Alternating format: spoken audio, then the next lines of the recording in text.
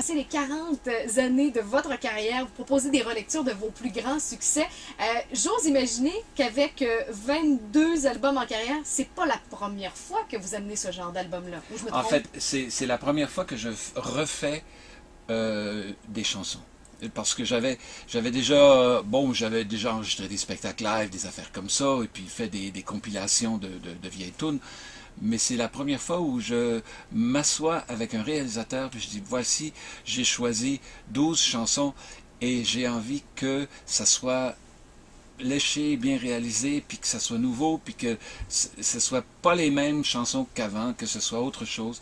Donc oui, c'est la première fois que je faisais quelque chose du genre. Est-ce que ça arrive à un chanteur qui, comme vous, je devrais dire auteur, compositeur, interprète, qui a beaucoup de bagages côté chanson, d'être tanné de chanter certaines pièces? Est-ce que ça arrive, ça? Écoute, c'est probablement une des raisons pour lesquelles j'ai eu envie de refaire certaines de ces chansons-là. Effectivement, ça arrive.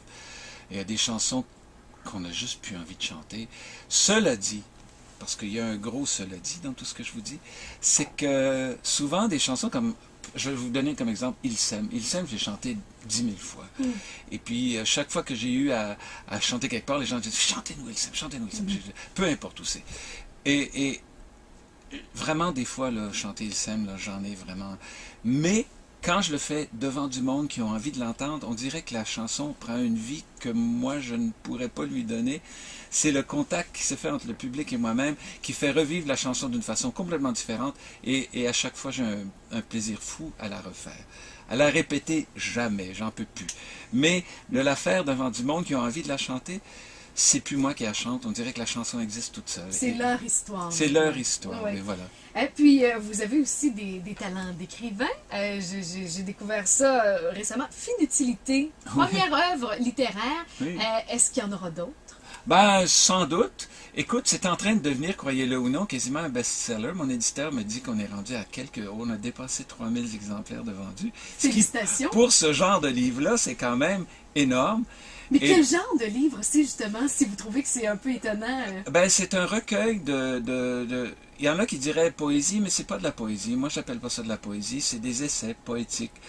C'est une façon de regarder la vie qui se veut à la fois poétique, à la fois rationnelle, à la fois intuitive. Et tout cela a été compilé sur bien des années, parce que j'ai vraiment fait du peaufinage pas mal. Et ça donnait un livre de petits textes qui semble plaire aux gens. Et qui semble en inspirer plus d'un, au minimum 3000 en tout cas. Oui, quand même, c'est pas mal. Et côté télé, cinéma, est-ce qu'il y a des projets? Parce que bon, on sait que, entre autres, Félix Leclerc, on vous a vu dans une mini-série. Là, est-ce qu'il y a autre chose sur la table de ce côté-là? Non. Je peux pas dire que je suis quelqu'un qui aime beaucoup et la télé et le cinéma. J'ai essayé ces choses-là et inévitablement, je suis apporté à le faire de temps à autre, surtout la télé. Mais ce que j'aime le plus que tout, moi, c'est vraiment la tournée, le spectacle live. J'adore ça, le spectacle live. J'ai toujours aimé faire du spectacle live. Et d'ailleurs, c'est un petit peu pour ça que je suis là aujourd'hui, pour vous raconter que je suis en tournée au Québec et je vais être à Québec bientôt. Le 17 mai au Grand Théâtre. Oui. Est-ce qu'il y a des différences entre des tournées québécoises et des tournées européennes? Une majeure différence entre les deux ou c'est sensiblement la même chose? Non, c'est pas... C'est pareil. C'est pareil. Le seul endroit en ce moment où je vois une grande différence, je vous dirais, c'est depuis quelques années, je vais en Russie et en Ukraine faire des spectacles. Donc, je pars là-bas avec mon band et puis je fais d'abord des grandes salles, d'immenses salles. Et le public est à peu près 2 fois plus jeune que mon public québécois. Au Québec, les gens qui me suivent, c'est des gens qui sont là avec moi depuis 40 ans. Et souvent, il y a des jeunes, mais bon, je dirais que la majorité de mon public, c'est quand même du public qui me ressemble un peu. En Ukraine et en Russie, je me ramasse avec un public entre 20 et 35 ans. Jeune adulte. Des jeunes adultes qui ne comprennent rien au français. Vous voulez rire, ils connaissent toutes mes chansons.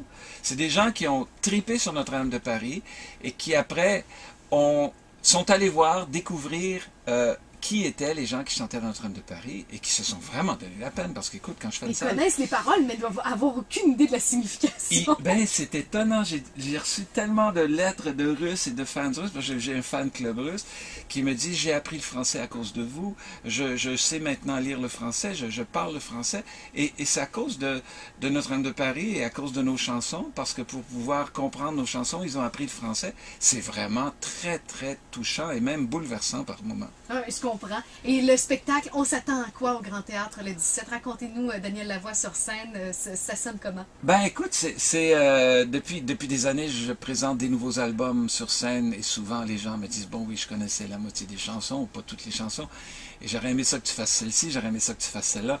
Cette fois-ci, c'est un show de hits. Que les chansons qui ont marché, mais c'est quand même les nouvelles versions. Et qui fonctionnent plutôt bien en spectacle. J'ai rajouté aussi des chansons de Notre-Dame de Paris parce que c'est quand même des chansons qui sont très importantes pour moi. Donc, qui ont marqué beaucoup le public. Qui ont marqué beaucoup le public. D'ailleurs, j'ai quasiment un standing ovation à chaque fois que je fais Belle. Je dis, écoutez, Garou puis Patrick sont pas là. C'est pas grave. Ils entendent Belle et le monde sont très heureux. Et je dois dire que mon band compense très bien. J'ai des musiciens extraordinaires qui chantent bien. Tout le monde chante. Et donc, on leur donne une version Belle quand même qui, je pense, faire monter un petit peu les poils. Ben, en tout cas, ça a été un plaisir de vous recevoir ici. Votre sourire est contagieux, votre bonne humeur aussi. Écoute, puis, je pourrais vous dire la même chose, Audrey. Hein? C'est gentil. Puis on ira vous voir et vous entendre le 17 mai au Grand Théâtre et tous les détails sur comment vous procurer les billets apparaissent au bas de l'écran. Je vous souhaite une belle tournée.